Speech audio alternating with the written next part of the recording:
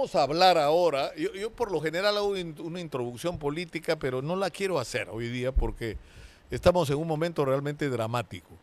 En estos instantes, en unos minutos, el presidente Gustavo Petro de Colombia va a dar un discurso en Leticia, que es la ciudad de frontera más cercana al Perú, colombiana más cercana al Perú, y está con un discurso de guerra.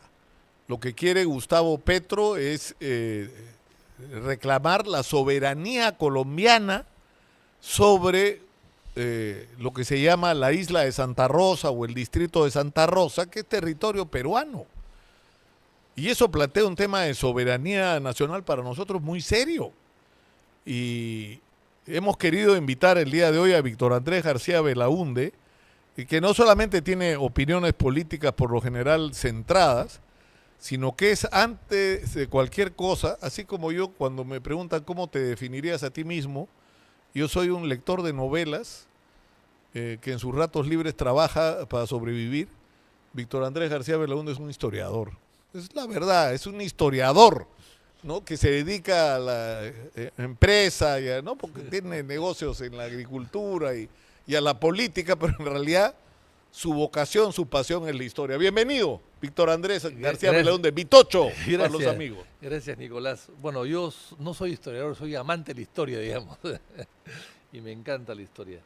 Yo he traído aquí las actas de las sesiones secretas Miércoles.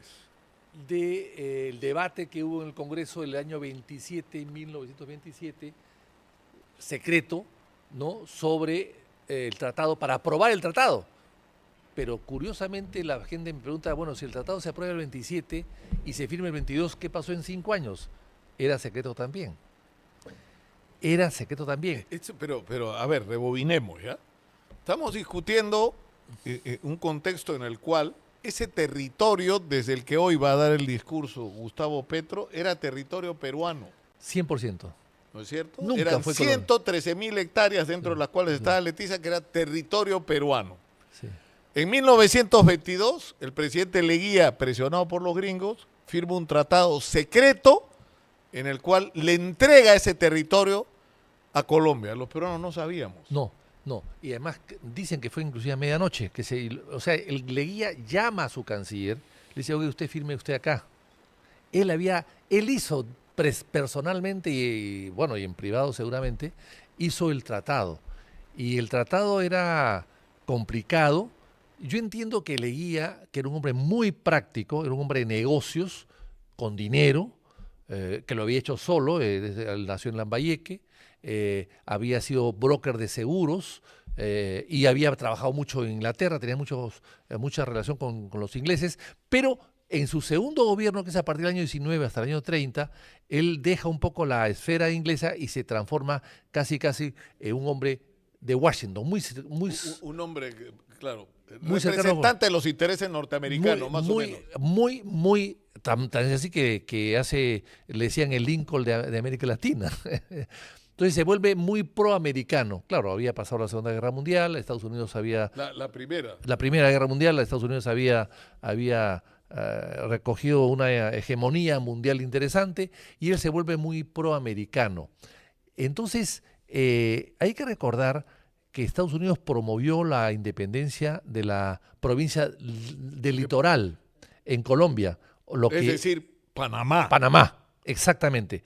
Había propuesto Panamá. Y claro, para Colombia era muy complicado asistir a Panamá porque estaba el Darién, el famoso, la famosa selva del Darién, que hoy día mismo los inmigrantes la pasan y muchos que se quedan en el camino.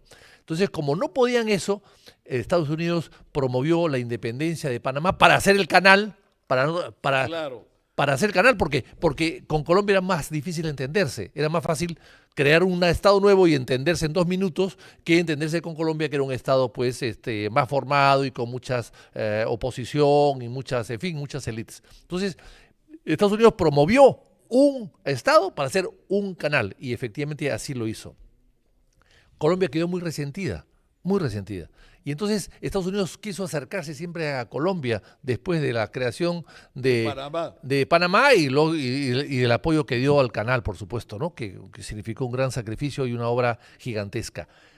Y entonces tuvo dos actitudes interesantes. Primero, le dio $8 millones a Colombia para resarcirlo de su la pérdida de territorio. Sí. Y esos 8 millones se ven hoy día inclusive en Colombia, porque uno va a algunas iglesias o bibliotecas o colegios hoy en Colombia y eso fue hecho con dineros de esa época. Así es.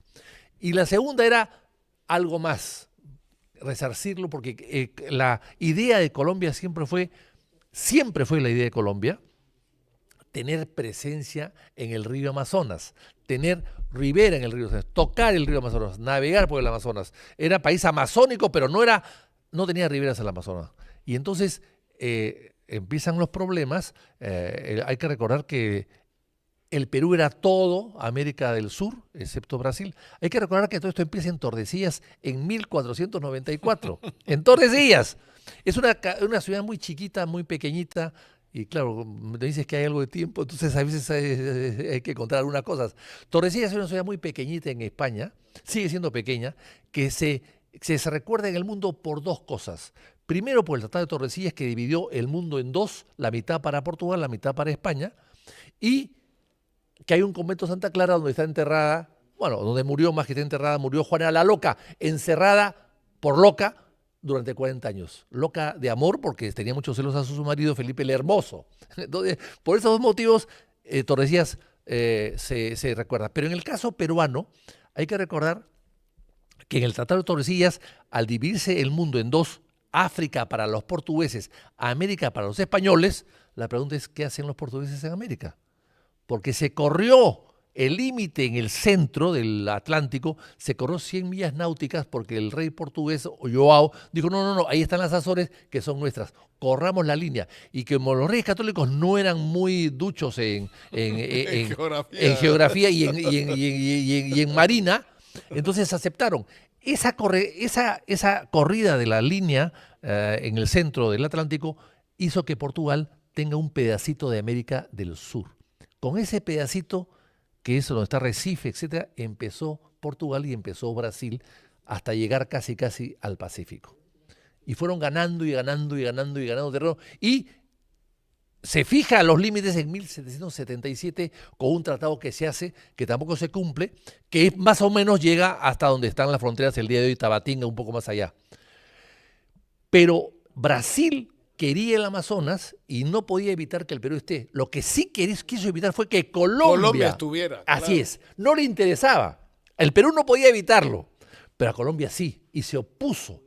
Y el Perú, para ayudar a Colombia, creó el trapecio. El trapecio es basta ver el plano, esa lengüita de Colombia que aparece en el Amazonas, es un trapecio hecho de la mano del hombre, es artificial, no es natural. Tan es así que Leticia hoy, hasta el día de hoy, no está comunicada con el resto del país. Hay que ir a Leticia, no hay río navegable te lleve de ninguna parte de Colombia a Leticia. A Leticia. No Tienes que salir por el Amazonas. Así es. O por Tabatinga, ¿no es cierto? Tienes que irte al Perú o Brasil. O a Brasil para llegar navegando a... Ya, pero regresemos al punto. Es decir... Entonces, siempre Colombia quiso Rivera y el Perú se la dio. Se la dio porque los gringos le piden a Leguía, tengo que compensar a los colombianos, ¿no es cierto? Porque los colombianos están irritados, escaldados por haber perdido Panamá y con ello el canal. Tú me debes, Leguía, claro, porque le sacan en cara que debe... Bueno, ¿no? Porque además Leguía, había dos temas acá, además de... O sea, en el fondo, exagerando un poco, el Perú pagó el canal de Panamá. Claro. Casi, la República de Panamá. Pero acá había dos cosas que Leguía quería, o tres cosas que hay que tener en cuenta también para contextualizar. Exacto. Primero, Leguía estaba obsesionado con el regreso de Tacna y Arica al Perú, con el plebiscito. Estaba obsesionado y quería hacer todo lo posible para regresar. Hay que recordar que el Perú pierde con Chile menos de un tercio de lo que pierde con Colombia. Y con Colombia no se disparó casi un tiro. Con Chile tuvo una guerra de 4 años. O sea, el Perú pierde más negociando fronteras sin disparar tiros que con la guerra las con Chile. guerras.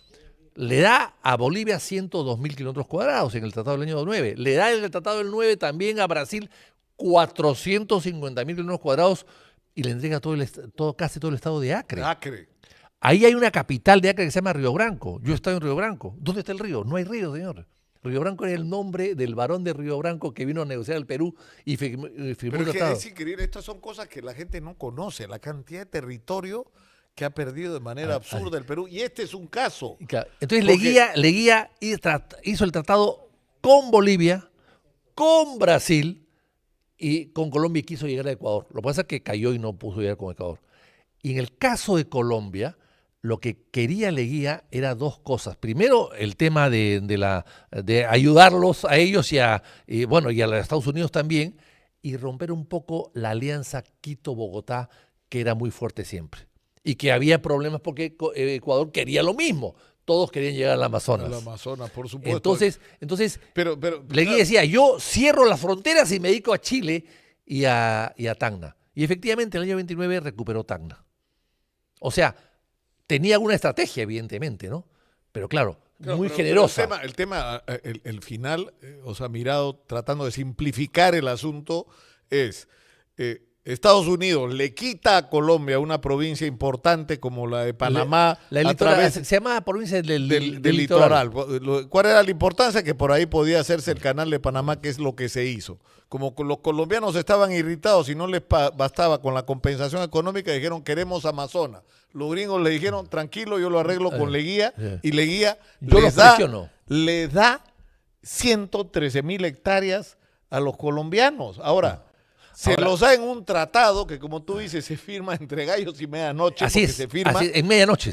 Casi. un tratado que el Perú no conocía y ni el Congreso conocía. Así es. Pero el tratado decía que debía ser ratificado por los congresos. Como todos. Pero en el Perú se ratifica, Leguía termina su gobierno en el año 24. Él firma el tratado del año 22.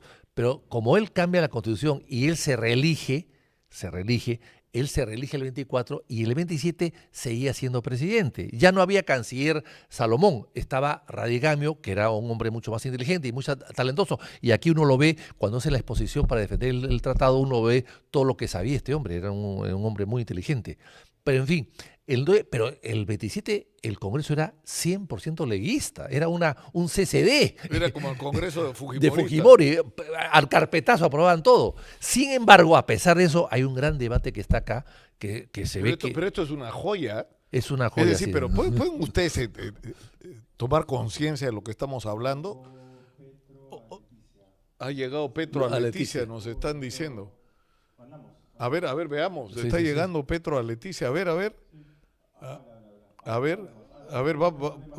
Vamos a ver ahorita las imágenes, pero ya. Es decir, Estados Unidos le quita literalmente a Colombia la provincia que ahora se conoce como Panamá. Ahí se hace el canal, se le paga en dinero a Colombia la compensación. No es suficiente, dame salida al Amazonas. Se la dan a través del gobierno peruano, que hace un tratado secreto. Ahí está Petro, mira. Petro en este momento llegando a Leticia. Está la vicepresidenta. Está la vicepresidenta que estaba muy molesta con él hasta la semana pasada. Sí. Decía, usted nos usó para ganar las elecciones y no nos escucha cuando hay que resolver los problemas. Tiene el país medio sublevado. Y esto no tiene precedentes, Vitocho. Nunca se ha celebrado el aniversario patrio ni el aniversario del ejército, que se celebra el mismo día. En Leticia es casi un acto de guerra. Ahora, regresemos un poco, porque tal vez ponemos un poquito de lo que diga Petro, y me da miedo lo que vaya, la barbaridad que vaya a decir este loco. Ya, entonces, lo que nos pasa es que el año 22, Leguía firma un tratado secreto con Colombia, que es el famoso tratado Salomón Lozano por los ministros. Lozano, que es colombiano, y Salomón, que es peruano. Claro, entonces se firma el tratado, pero el tratado... Pero además a Lozano lo conocía desde Londres, ¿ah? Había habido una buena relación con él. Desde antes. Desde antes, mucho tiempo antes. Entonces, esto tiene que ser llevado al Congreso, Leguía se reelige y a un Congreso leguista le lleva esto que igual provoca debate, pero se aprueba. Se aprueba. Sin embargo, el año 32... ocurre que peruanos Bueno, dicen, oiga, el 29 se fija la comisión de límites y fijan los límites, el 29. El 30 cae Leguía y acá cambian las cosas. Porque los loretanos, bueno, ya se habían enterado de lo que estaba pasando y odiaban a Leguía. Se levanta Loreto y los leticianos toman Leticia y votan a las pocas autoridades que Colombia ha mandado, muy pocas autoridades, las votan. porque todos eran peruanos. Todos eran peruanos, 16.500 y pico peruanos. Entonces votan a las autoridades y bajan la bandera colombiana y suben la bandera peruana otra vez, después de 1 o 2 años que había sido entregado. Y entonces ahí viene el conflicto. Sánchez Cerro, presidente, había votado Leguía por un golpe de Estado. Leguía se cambió la avenida Arequipa, que se llamaba Leguía por la avenida Arequipa, se llamaba Leguía, la había hecho Leguía para unir Miraflores con Lima, y se cambia de nombre a Avenida Arequipa porque Arequipa era la ciudad donde se había producido el movimiento, la subversión, ¿ya? Entonces, bueno, Sánchez Cerro toma el gobierno, empieza a gobernar con mano dura, era muy popular, hay elecciones, le gana ahí a la torre en las elecciones. Claro, pero eso lo vemos luego. Cuando empieza a hablar, ahí nos conectamos. Le ganan las elecciones a Ayala Torre, que era muy joven. Ayala Torre se declara presidente moral del Perú y empieza a ir a Torre Lapa a combatir a Sánchez Cerro. Cuando viene Leticia, Sánchez Cerro le echa la culpa a los apristas de todo esto. Qué curioso, ¿no? Bueno, y entonces no querían devolver. Y entonces ahí viene la guerra.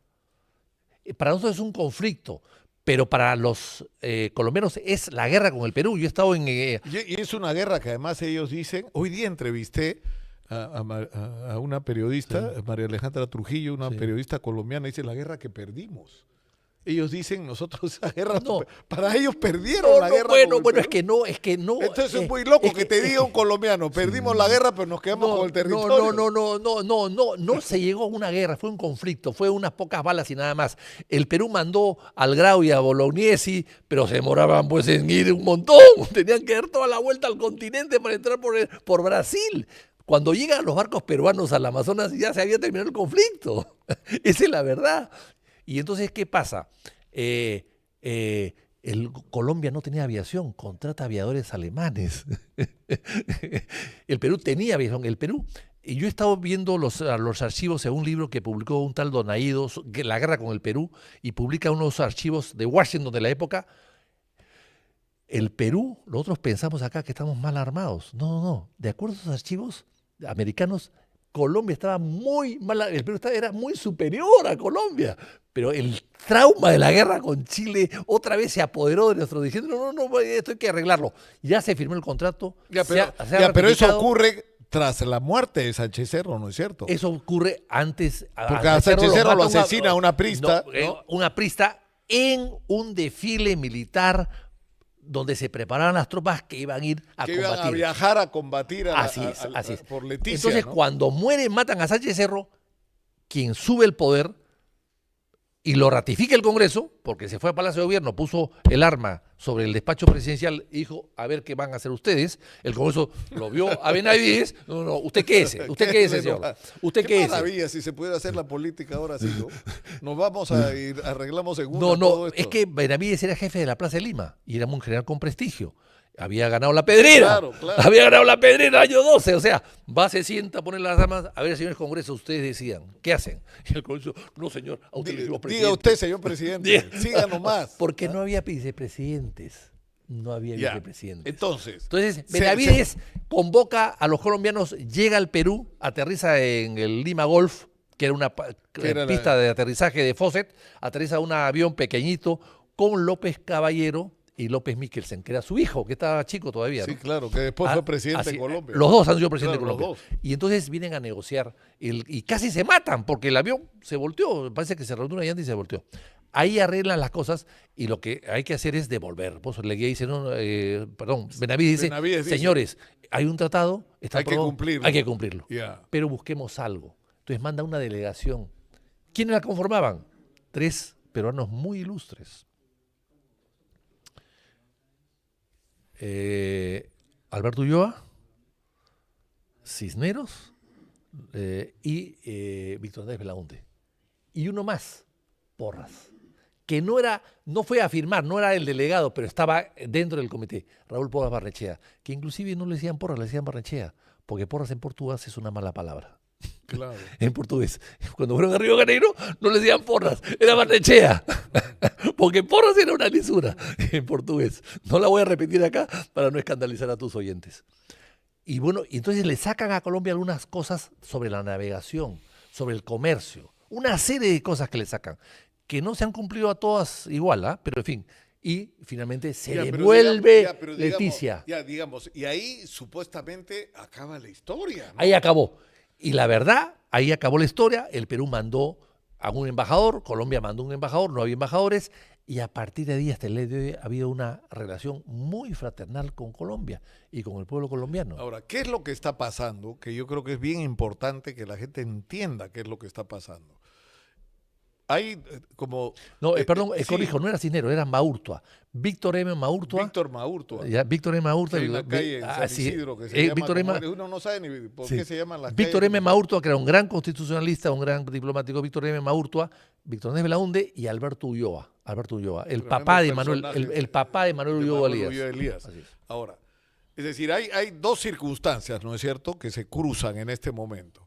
La difícil situación política de Gustavo Petro, que está perdiendo popularidad cada día, que tiene a los agricultores, los transportistas, la gente rebelada. Y a su mujer que ha contado cosas raras de él, además. Claro, que han contado cosas sórdidas sobre su vida privada y su afición a ciertas sustancias prohibidas.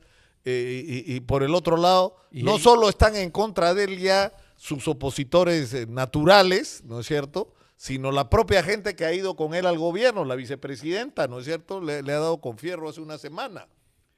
Entonces, él necesita algo que una al país alrededor suyo y lo ideal para los políticos es una guerra, ¿no es cierto?, una situación de conflicto. Ya. Pero en segundo lugar, hay otro problema que tiene Colombia, que es decir, el sentido de Leticia, su ambición por Leticia era tener entrada al Amazonas.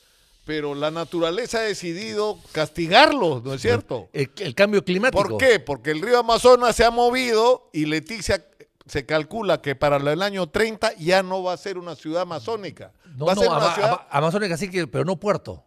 Claro, no va a ser un puerto, sino una ciudad mediterránea. Así o sea, alrededor de Leticia lo que va a haber es tierra. Arena. No van a tomar contacto directo con el río y por lo tanto puerto no puede ser. Así es. Entonces, si hay que hacer un puerto, hay que estar al frente, pero al frente está el Perú. Claro, está Y ahí, Santa Rosa. eso es todo el problema.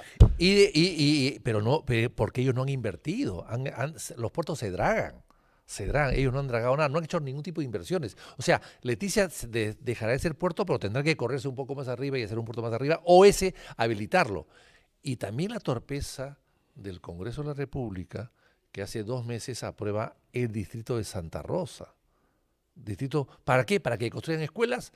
No me digas que tienes que ser distrito para tener escuelas, no es así. Pero ¿cuál es la dificultad de declararlo distrito? ¿Por qué? Porque es una provocación. ¿Tú crees? Sí, es una provocación. O sea, pero, pero en el Congreso no piensan. Bueno, es que ese es el tema, que no piensan. Porque además hay informes negativos del Ministerio de Economía y hay reservas en el Ministerio de la Cancillería sobre la creación de este distrito. Que para progresar tú no necesitas tener un distrito.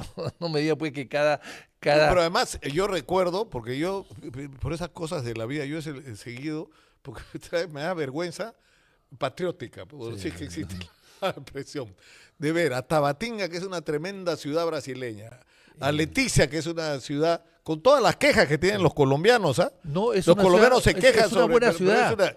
Ha progresado mucho. Y de ahí das la vuelta y miras Santa Rosa y se te cae la cara de vergüenza. No hay agua potable, no hay alcantarillado, la luz no está 24 horas al día, no hay colegios, no hay hospitales, pero no hay conectividad. Es una desgracia. Y sin embargo, había alcalde, porque era un centro poblado que tenía alcalde. Pero por supuesto, o sea, el tema no es que sea distrito o no sea distrito. El tema es si le da la provincia y la región le van a dar importancia, ¿no? Y el gobierno nacional, por supuesto que sí. No se le da. Las fronteras en Perú están bastante abandonadas. Y esa es una frontera muy importante que está abandonada también. No, pero además... Yo he estado en Santa Rosa. He dormido en Santa Rosa. No hay un auto. No hay un auto. Claro. Entonces, Si la no gente hay, si no anda, hay por dónde. entras a pie, ¿Qué vas a hacer con el auto? andas en bicicleta o a pie o en moto.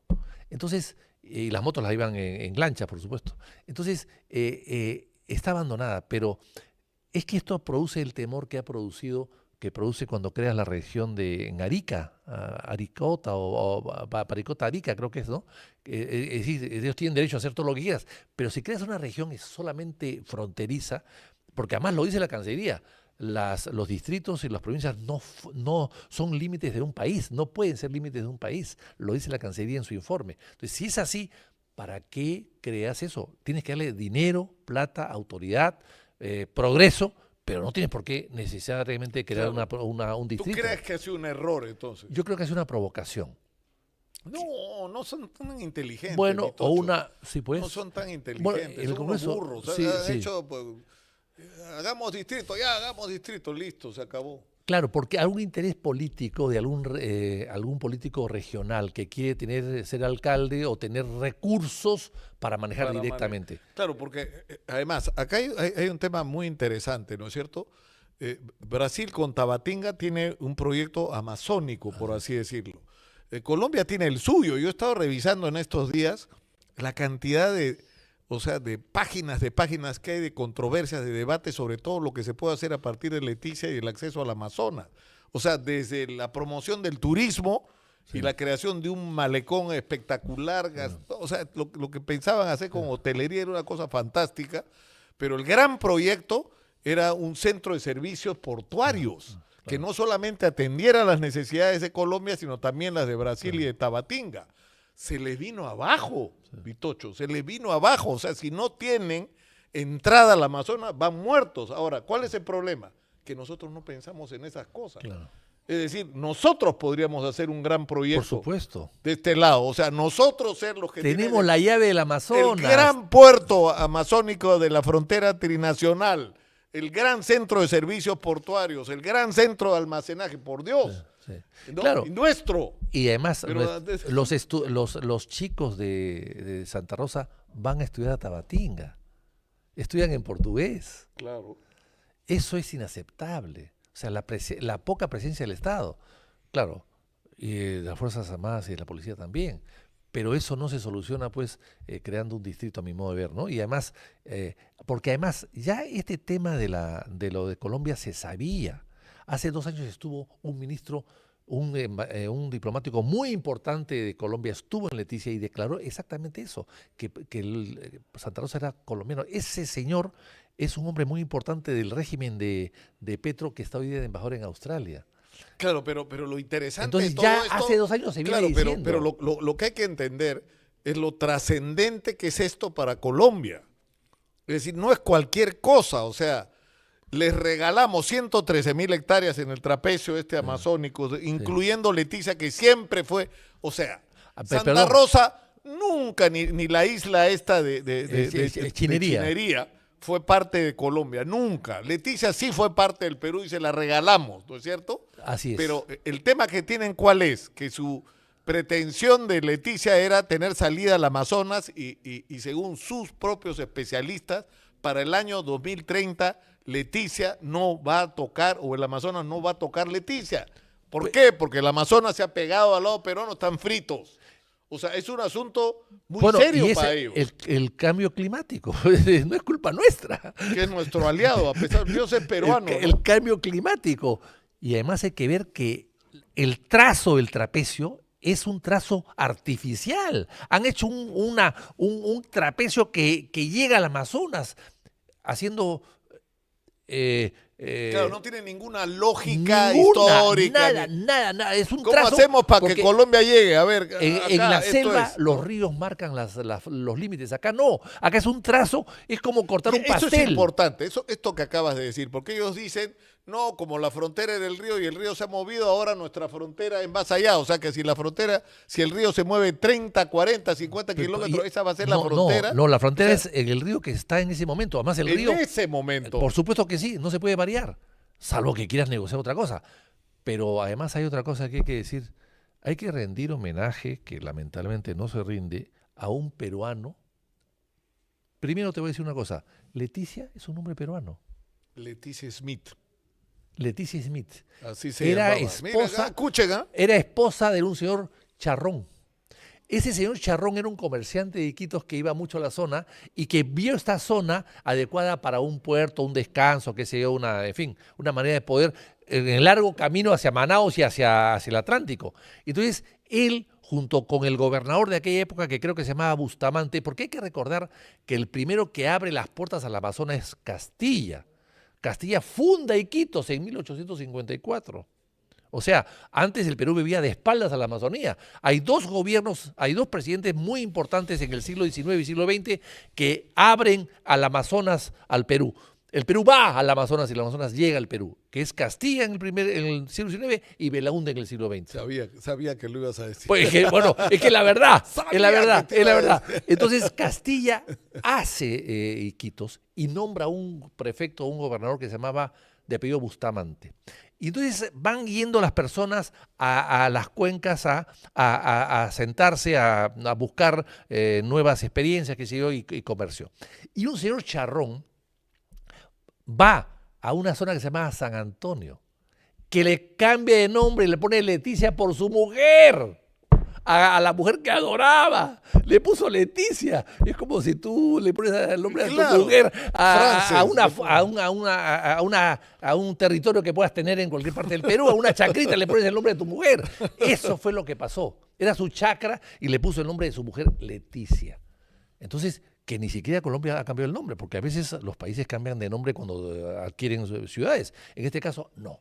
Ahí se quedó, Leticia. Entonces, es un nombre peruano. Pero en fin, volviendo a lo anterior. Hay que rendir homenaje a Julio C. Arana. Julio C. Arana era un hombre muy modesto, el gran cauchero, muy modesto, que nació en Rioja, en La Rioja. En Rioja era un hombre que comercializaba sombreros de paja y se iba por la selva, por toda la selva. Y este hombre se dio cuenta de este líquido que salía de los árboles. Y dijo, vamos a comercializarlo. Empezó a comercializarlo y empezó el boom de las llantas a través de los automóviles. El automóvil creó un boom del caucho. Y entonces él empezó a sacar y le hacía comercio, hacía trueques. Evidentemente debe haber habido mucho abuso, pero por supuesto que sí. Pero llegó, los ingleses mandaron a gente a la Amazonía peruana para robar el caucho. Y entre ellos fue un tal Roger Casemet, el personaje al cual se refiere Vargas Llosa en su novela. Sí, claro. Y Roger Casemet quiere entrevistarse a Julio C. Arana, y Julio Arana lo desprecia. Hay un pleito tremendo ahí y lo expulsa de sus tierras, que eran más de 8 millones de kilómetros de hectáreas concesionadas por el gobierno peruano a Julio C. Arana para que explote el caucho. Y por eso es que Julio C. Arana llegaba al Caquetá. El Caquetá era peruano por Julio C. Arana. Y cuando cae Julio C. Arana, Colombia, esas propiedades del caucho se las asume como propias y nombra colombianos que le dé esa concesión. Claro. Así, o sea, fíjense todo lo que ha pasado. Entonces Julio C. Arana lo expulsa. Y este Roger Casemet, ¿qué habían hecho los ingleses? Robarse los cauchos, las plantas, para llevárselas a ver a qué ciudad o país de la colonia inglesa podía surgir. Y no surge en ninguna parte. Y entonces el caucho surge recién en el Vietnam, con Michelin, con los franceses. Pero en Tailandia, en Camboya, parece que en la India el caucho no prendía. No prendía. Este señor se robaron los cauchos. Entonces, ante ese problema del caucho, y Julio C. Arana cometió un error, se volvió un hombre muy rico, se volvió el primer peruano transnacional de los negocios, digamos, ¿no? Y cometió el error de colocar una empresa en Londres que se llama Peruvian Rubber Corporation, y fue fatal. Y él vivía entre Biarritz y Lima. Fue fatal, ¿por qué? Porque los ingleses, a través de que era una empresa inglesa, le empezaron a acosar. Y al final lo acusaron allá de esclavista y de abusador de los derechos de las personas, en fin, una serie de cosas, cuyo Casemet fue el que llevó toda la información. Él le llevó toda la información. Y al final lo quebraron. Y Leguía, que era muy pro-británico, dijo, bueno, no puedo tener problemas con este señor, y Leguía lo dejó caer. leía, lo dejó caer y cuando... acá en este libro está la intervención de Julio Serrano, que era diputado y que habla del año 27. ¿Sabes lo que me sorprende? En un país que desconoce tan poco de su propia historia, ¿no es cierto? Y no quiero decir refritos, ¿no? Pero eso que los pueblos que no aprenden de su historia y de sus errores, sobre todo, están condenados a repetirlos. Es decir, no conocemos nuestra historia. Esto que está pasando con Colombia, la gente no sabe, recién se está enterando la gente de lo que fue el conflicto con Colombia, la gente recién se está enterando que Leticia siempre fue peruana, que le regalamos a los colombianos 113,000 de nombre hectáreas. peruano. O sea, por Dios, y Petro viene a decirnos ahora que el territorio peruano, ¿no es cierto?, de Santa Rosa es colombiano. O sea, pero ¿a dónde puede llegar esto, Víctor Andrés? O sea, ¿a dónde puede llegar? O sea, ¿qué cosa es lo que pretende él? Que esto se lleve a La Haya, que por esto haya un conflicto, que vamos a recuperar, porque su tono ha sido muy bravo. Hay que recordar que el Perú tuvo riquezas del salitre, del guano y del caucho. Y en esas tres épocas, con esas tres grandes riquezas, después viene el oro. Bueno, el oro siempre ha habido riqueza, ¿no? Pero en fin, pero fueron esos boomers. A esas tres el Perú tuvo mucho progreso y desarrollo. Y eso se perdieron por diferentes motivos. Así como el salitre se quedó con Chile, el caucho se quedó con Colombia. Entonces, y yo creo que hay que recordarlo. Y hay que decirle a los colombianos que hay una amistad muy cercana, muy sincera con ellos. El Perú les regaló, digamos, exageradamente hablando, el Perú les regaló Leticia y el trapecio amazónico. ¿Por qué tenemos que quitarles Santa Rosa? No, si le hemos regalado todo, ¿qué? ¿Les hemos quitado Santa Rosa? ¿Queremos Santa Rosa? No, pues, si ya se lo dimos hace 6 años, ahora no tenemos por qué pensar que se los vamos a quitar, porque no ha sido nunca de ellos. Y porque es una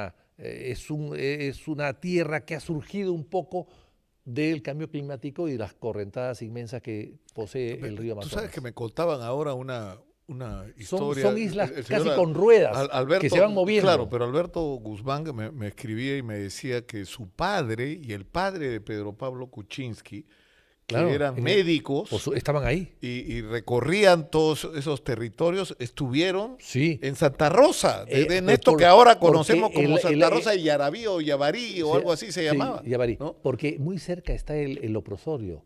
De San Pablo, claro. San Pablo, es muy cerca. Y ahí trabajó el papá de Kuczynski. Y ahí estuvo el Che Guevara. Claro. Ahí estuvo el Che Guevara que cuenta todo cómo pasó por allí. Estuvo el Che Guevara también ahí. Pero la historia es que iban estos médicos en misiones itinerantes, ¿no es cierto?, a atender a las comunidades nativas. Así es. A enfrentar los problemas, las dificultades que tenían. Entre otras cosas por la presencia de occidentales que traían enfermedades que eran para las cuales no estaban protegidos, ¿no? Y él dice que es muy probable que el propio Pedro Pablo Kuczynski haya corrido por los bosques ahí de Santa Rosa, donde había, dice, una estación de atención médica de estas itinerantes. Sí, claro, porque es la entrada al Perú. Hay que recordar que el límite de Tabatinga con el Perú, Tabatinga es el último lugar, se debe a la presencia peruana, porque en la parte de abajo, en la parte de Pucallpa, de Ucayali, el Acre, Brasil se penetró mucho más porque no había presencia peruana. Si uno ve el mapa, se da cuenta que hay una bolsa inmensa, que era, porque el Tratado de Madrid de 1777, de Tabatinga había una línea recta hasta Madre de Dios. Toda esa bolsa que hay ahí, que se la cedió a Brasil porque tenían presencia, es porque no había presencia peruana. Está hablando un general. A ver, veamos qué dice el general. Vamos a escuchar qué tono tiene. Podemos oírlo, ¿no? Verlo y oírlo. A ver.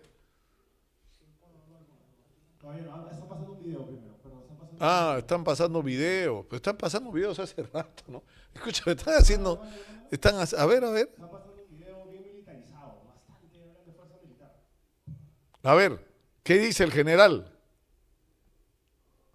Estructuras armadas que se enfrentan entre sí, sembrando temor y desestabilización, pero no les tememos. Estamos donde más nos necesitan los colombianos, actuando con determinación, entrenando y manteniendo nuestras capacidades. Reorganizamos y activamos 11 fuerzas de despliegue rápido y proyectamos nuevas unidades frente a amenazas emergentes como los drones explosivos. Pronto activaremos el batallón de aeronaves no tripuladas y el batallón ferroviario. Combatimos la minería ilegal, protegiendo nuestros ríos, selvas y la biodiversidad. Enfrentamos el narcotráfico y los grupos armados organizados con operaciones sostenidas como Catatumbo y Perseo. Y también llevamos ayuda humanitaria a regiones como La Guajira. Más de 180.000 hombres y mujeres trabajamos día y noche por la tranquilidad del pueblo colombiano. Protegemos activos estratégicos como la infraestructura energética y vial y de comunicaciones. Y también protegemos la esperanza de todo un país que sigue avanzando. Rindo homenaje a nuestros soldados, oficiales. Vamos, es un... Bueno, pero lo que no he dicho que el ejército de Colombia no tiene ni un solo tanque. Ni uno. No tiene, ¿no? No tiene. El Perú tiene 280 tanques. Claro, en la Amazonía no creo que sirva de mucho. Claro, pero yo he estado leyendo el reporte de la comparación. Ya pongámonos en el peor escenario, que sería de loco, ¿no? De una guerra. Eso no va a pasar. La ¿no? guerra va a ser una guerra con pie en tierra. Sí. ¿No es cierto? De gente acostumbrada a combatir en la selva. Sí. Ellos han tenido la FARC, lo que quieran. Pero yo lo he visto, Vitocho. Estuvo Roberto Quiabra acá con nosotros, que es donde yo lo conocí de cerca, ¿no? Y en esa guerra no nos gana nadie, Vitocho. En esa guerra nadie nos gana. Puede tener drones, lo que quieran, pero en la guerra, ahí, en medio de la selva, cuerpo a cuerpo, el soldado peruano es invencible. Invencible, lo que pasa yo es lo he que visto. Este tema nos hace reflexionar sobre nuestra Fuerza Armada, qué equipada está, tan bien o mal equipada puede estar, y sobre todo ya no nos permite criticar cualquier tipo de adquisiciones que se puedan hacer, ¿no? Estos 25 aviones que se van a comprar, bueno, pues... hay que comprar los mejores también, ¿no? Así es, O sea, ya que exactamente. hay que comprar, está claro. Ya, pero que sean... Y la economía peruana está mejor que la colombiana en este momento. Eso también está claro, ¿no? O sea, Ahora, es un buen momento para el Perú en ese sentido, ¿no? En ese sentido. Y políticamente, estando mal, estamos mejor que ellos inclusive también. claro, somos dos países con diferentes características, pero con unas crisis políticas...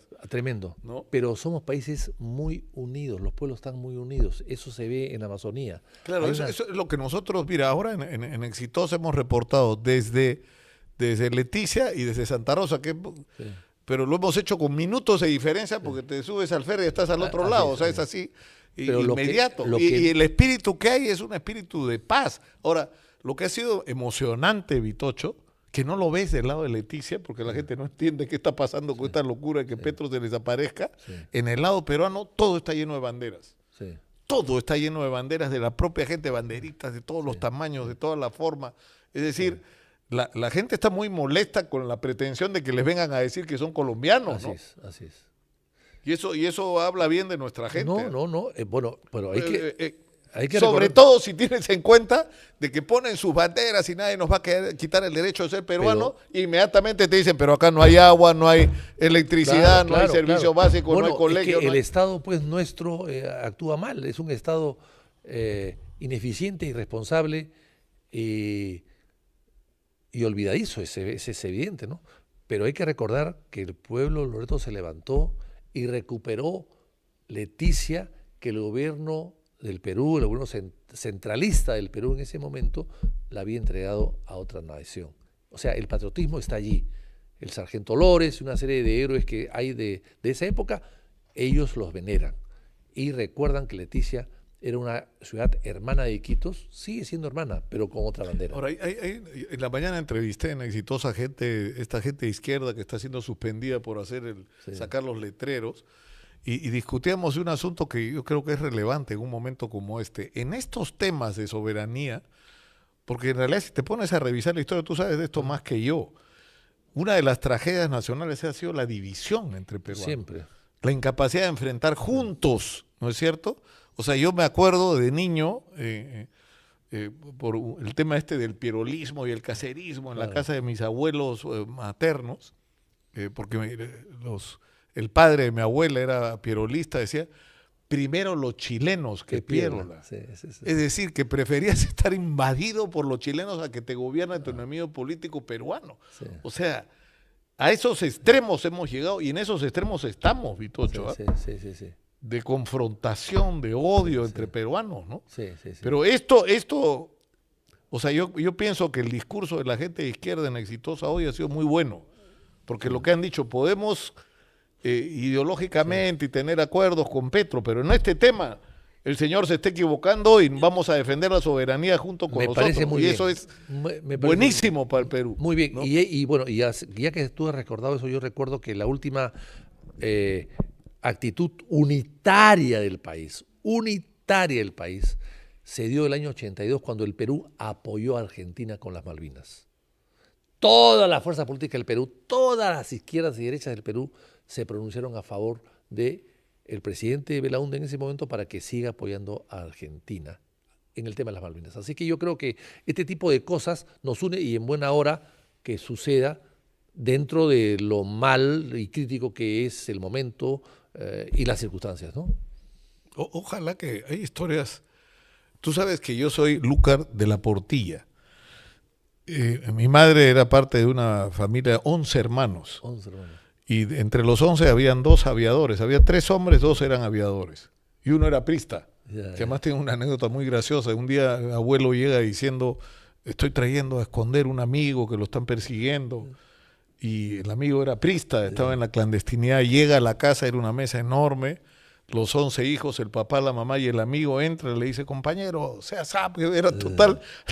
Descubrieron que el mayor de los hijos era prista también, pero a lo que voy es que una parte muy importante de mi familia materna son todos aviadores y todos son pilotos de combate. Claro. Y algún día me van a dar permiso para contar lo que pasó en las Malvinas y el papel de combatientes peruanos en las Malvinas y lo que se hizo ahí. Que habla bien de ellos, que no quieren que se cuente esa historia, no les interesa la gloria, Vitocho, No, y eso habla tan bien de esta gente. Pero hay mucha literatura hoy día sobre la guerra de las Malvinas y el aporte peruano tiene que ser fundamental. Yo he escrito un libro sobre las Malvinas, el único libro que se ha publicado sobre las Malvinas que no es de origen argentino es el que he publicado yo, que además me lo prologó el presidente Alberto Fernández, cuando todavía estaba en el poder y con buena fama, digamos, ¿no? Claro. Pero ellos están muy interesados en saber qué cosa es lo que pasó también con los pilotos.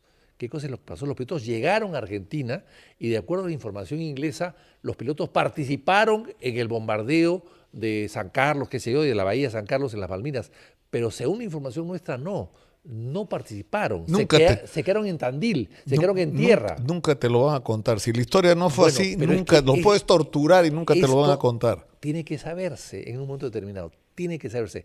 Porque según Inglaterra había pilotos peruanos combatiendo. El Perú no lo... O sea, la información de inteligencia inglesa era que no tenían pilotos calificados para manejar... manejar los Exocet y esto. Y los Mirage peruanos. Los Mirage peruanos eran el Mirage número 5, el peruano. El de ellos, el 3, era el anterior, otra tecnología, o sea, la misma tecnología, pero más antigua. Entonces la pregunta es, ¿los pilotos argentinos sabían manejar el carro más moderno o se habían quedado en la tecnología del carro antiguo? Según ellos sí, pero según Inglaterra, no, había también pilotos peruanos que participaron y el Perú hasta ahora guarda silencio. ¿Participaron o no dentro del combate en las propias Malvinas? ¿Y cómo nos traicionaron después con Menem, no? Vendiéndole armas a Ecuador. Sí, bueno, eso fue fatal. Eso fue una historia... Pero acabó preso Menem por eso. Ya, pero escúchame, ¿tú sabes dónde empezó esa historia? Había una compañía aérea que se llamaba Feiner que hacía carga y había un piloto peruano que me llama. Sí. Te juro, así tal cual la historia. Y me dice, Lúcar, estamos transportando armas que supuestamente tienen otros destinos de Argentina a Ecuador, en medio de la guerra. Y luego, no puede ser. Por supuesto que sí, si yo estaba ahí. Si yo estoy dispuesto a testificar. Sí. Ser un chongo, Vitocho. Yo fui a declarar a Argentina en ese proceso. Ah, no sabía. Porque fue, y no sabes cómo me insultaron cuando eso salió al aire, que cómo era posible que dijera esa barbaridad, se acreditó que era absolutamente cierto, y lo que más indignó a los argentinos es cómo era posible que Argentina le hiciera eso Al Perú, sí. al país, Al único país al que había único los- país que estuvo del lado de ellos. Así es. Y ¿no que es los cierto? ayudó militarmente, primero diplomáticamente y después ¿Qué militarmente. habrá sido ese piloto de Fainer? Lo he perdido, lo voy a buscar a ver si está ahí para que vuelva a contar la historia. Pero cuando Cristina Fernández llegó al Perú en visita oficial y fue al Parlamento, se disculpó, ¿ah? Se disculpó. Creo que tenemos que ir terminando, ¿no? Son las 1 de la tarde. Ya habló, me da miedo lo que va a decir Petro. Es una cosa de miedo, ¿ah? Ay, ay, Porque, qué horror. ¿qué piensas tú de Petro para terminar? Yo creo Y que de el lo que problema, puede pasar. yo creo que el problema acabará cuando Petro se vaya. Ahora, Esperemos, ¿no? ahora, también es cierto que Petro ha sido muy amigo de Castillo, Petro ha ayudado mucho a Castillo, lo ha respaldado. Hay que recordar que Petro, cuando viene el golpe de Estado, lo apoya. Claro, se niega a aceptar que ha habido un golpe de Estado. Se Una niega a cosa aceptar, ridícula. se niega a reconocer la legitimidad de Dina De Dina Boluarte. Boluarte. Hay 3 encuentros de Dina Boluarte con Petro. Uno es, bueno, en el Washington, que no quiso saludarlo. Otro es en el Vaticano, que tampoco quiso saludarnos. Y otro en Ecuador, últimamente en Ecuador. Y no quiso extenderle la mano. O sea, ella. Dina. Petro sí. Petro quería saludarla.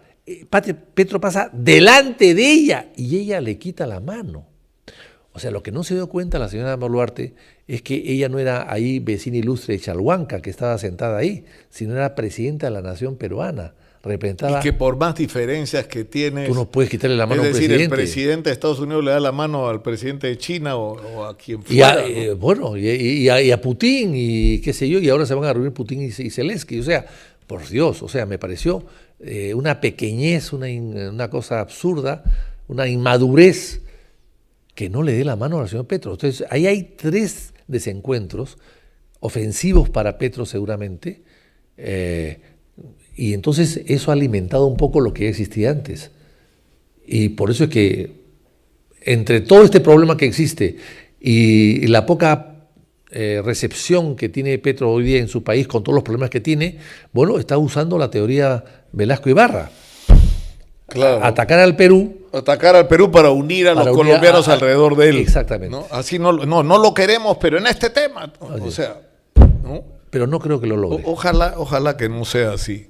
Ojalá que no sea así, pero fíjate, yo creo que el final de este incidente para nosotros tendría que ser, primero, volver a poner los ojos sobre nuestras fronteras Por y sobre la supuesto. Amazonía, pero no solamente desde una perspectiva paternalista, que hay que darles agua, desagüe, por supuesto que tienen derecho a todo eso, sino la enorme potencialidad que tiene la Amazonía, la enorme potencialidad que tiene Santa Rosa. Es un pueblito que titiene, ¿qué? 2.500 ni 3.000 3.000 habitantes, ¿no? Es así. Y tienes el Amazonas para hacer algo fantástico. Es la entrada al Amazonas, a la entrada del Entonces hay que Perú y pensar- a la entrada de Colombia. Ya, entonces, si el Estado peruano no piensa en eso, que la empresa privada piense en eso y se plantee el reto de todo lo que se puede hacer ahí, ¿no? No hay avión de Iquitos a Leticia, no hay avión de Iquitos a Tabatinga, no hay avión de Iquitos a Caballococha, a Santa Rosa, a nada. Hay que ir por río 14, 15, 16 horas. Mira, hemos estado chequeando para la llegada de reporteros desde Iquitos hasta Santa Rosa, yendo en lo más rápido esos ferries caros, no menos de 10 horas con suerte. Así es. No menos de 10 horas con suerte. Y en lancha ¿no? 14, 14, 18 No, horas. en lancha olvídate, se te va. Igual dependiendo de las condiciones del río, Así porque es. si está movido, olvídate, se puede. Claro, porque además, y de noche cuando está con mucha neblina o muy oscuro, la lancha se acerca a la orilla, la gente duerme ahí mismo y al día siguiente 5 o 6 días continúa. Bueno, Vitocho, creo que nos has dado una lección de historia que necesitábamos, porque yo creo que es importante esto, ¿no? O sea, ¿cómo no conocemos de nuestra propia historia, ¿no? O sea, ¿cómo es posible que el Perú haya perdido la cantidad de territorio que ha Pero perdido? yo te digo algo más. Lo que Leguía logró sacarle a Colombia después de darle todo es una zona de Colombia que estaba poco unida a su territorio y que estaba más bien unida a nuestro territorio, sucumbios. Entonces Colombia no cede sucumbios y el Perú asimila sucumbios.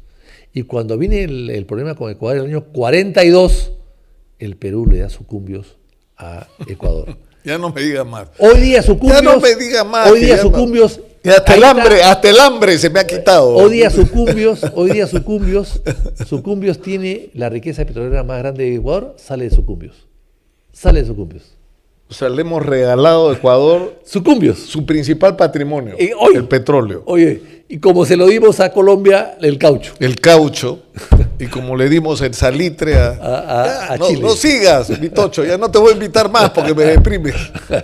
Un gusto. Tanto gusto, un placer. Víctor Andrés García Belaunde. Este hombre sabe, ¿ah? Ustedes pueden estar de acuerdo con él, no estar de acuerdo con él en sus opiniones políticas, pero de historia nos escuelea a todos, como se habrán dado cuenta. Muchas gracias por estar ahí. Terminamos por hoy.